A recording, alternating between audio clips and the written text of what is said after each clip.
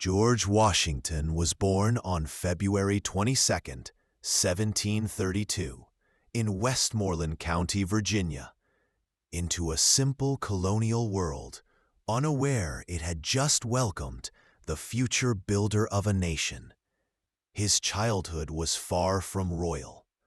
Raised on farmland, surrounded by rivers and forests, he learned discipline before comfort, responsibility before pleasure, and silence before fame.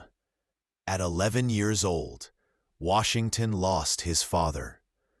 The loss forced maturity upon him early, shaping a quiet, serious, and determined young man.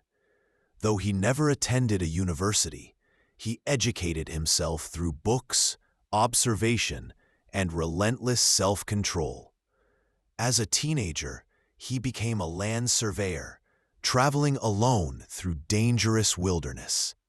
Storms, isolation, and hardship tested him, but fear never stopped him. These journeys built resilience long before battle ever did.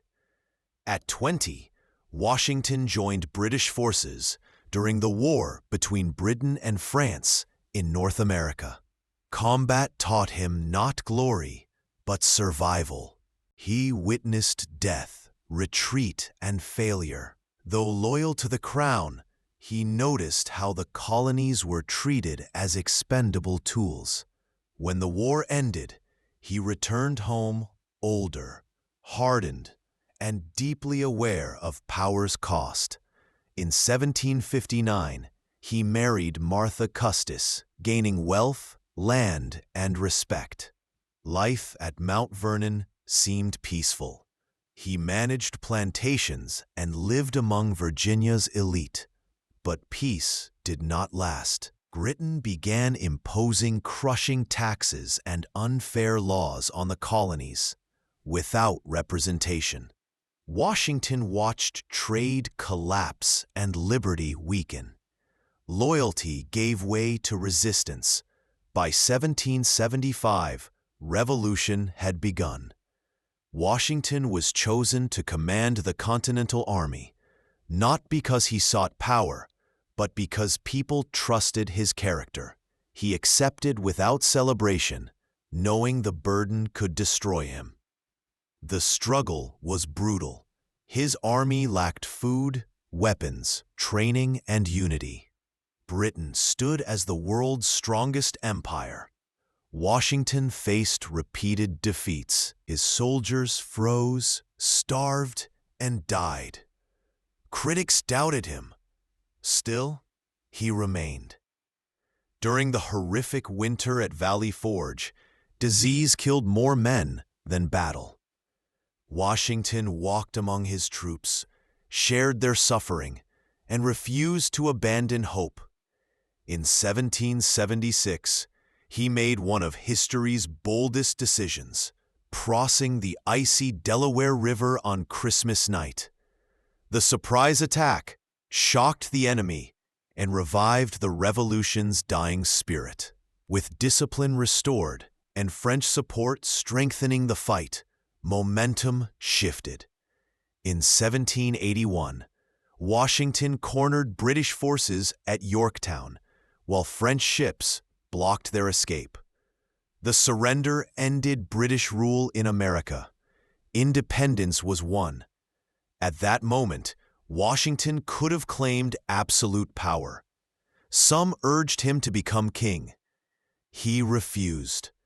Instead, he resigned his command and returned home, shocking the world and proving that true leadership walks away from power. When the new nation struggled under weak governance, the people turned to him once more. In 1789, Washington became the first president of the United States. With no example to follow, he created traditions, limits, and systems that still guide democracy today. He led with restraint, guiding the nation through political division economic uncertainty, and foreign pressure. When urged to rule longer, Washington stepped down after 2 terms. He returned to Mount Vernon, finally seeking peace. In the winter of 1799, after riding through harsh weather, he fell gravely ill. On December 14th, surrounded by loved ones, he died calmly, just as he had lived. The nation mourned not just a president, but its father. Washington's legacy is not found in statues or currency, but in the principle he proved to the world: that power must bow to principles, leadership must serve the people, and the strongest leaders are those who know when to walk away. George Washington showed that true greatness lies in serving others, not in seeking power. He proved that a nation's strength comes from the courage and sacrifice of its leaders. His life teaches that liberty is preserved through honor, discipline, and selflessness. Today, Washington's legacy lives on, not in statues or money, but in the enduring freedom of a nation he helped create.